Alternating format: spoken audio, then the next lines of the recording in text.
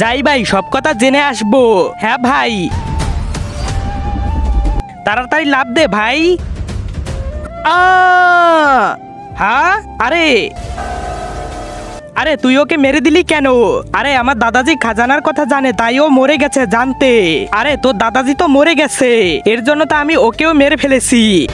তোমার মরার সময় এখনো পুরো হয় নাই, তারপরও মরলে কেন তুমি? আমি আমার দাদাজির সাথে দেখা করতে এসেছি। বলো কি কাজ, সেটা আমি তাকেই বলবো। চিত্রগুণ ওর দাদাজিকে ডেকে নিয়ে আসো। আরে সিয়াম বেটা তুমি, দাদাজি এদিকে আসেন। দাদাজি আপনি যেই খাজানা লুকিয়েছেন সেটা কোথায়? বেটা ওই খাজানা আমার না তো। আরে কি হয়েছে বলেন? ওইটা তো গমপদনার গাছের নিচে, যেটা সবচেয়ে মোটা, ওটার নিচে। মহারাজ এখন আমাকে পাঠিয়ে দেন। ঠিক আছে যা, কিন্তু এরপর থেকে যদি একটাও পাপ করিস তাহলে তুই মরে যাবি।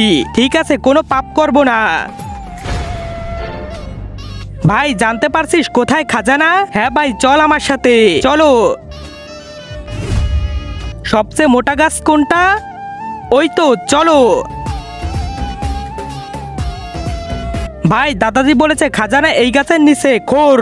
হ্যাঁ, তার আগে মাকে তো আমরা সবাই ভালোবাসি। আজকে দেখি সেই মায়ের জন্য কে কে ভিডিওতে লাইক করে, চ্যানেলটি সাবস্ক্রাইব করে দেয়। আসলে আমি দেখতে চাই তুমি মাকে কতটা ভালোবাসো। আর কমেন্ট অবশ্যই আই লাভ ইউ মা লিখে যাবে।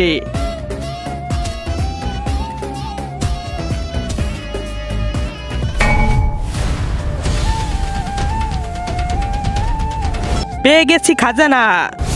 আরে ভাই, আরে ভাই, আরে মহারাজ আমি মরলাম কেন? আমি তো কোনো পাপ করি নাই। কারণ তুই যেই খাজানা নিয়েছিস সেটা তোর না, সেটা প্রধানের, আর অন্যেরটা চুরি করা পাপ। আরে ভাই চিত্রকুণ ওকে নরকে নিয়ে যাও। জি মহারাজ।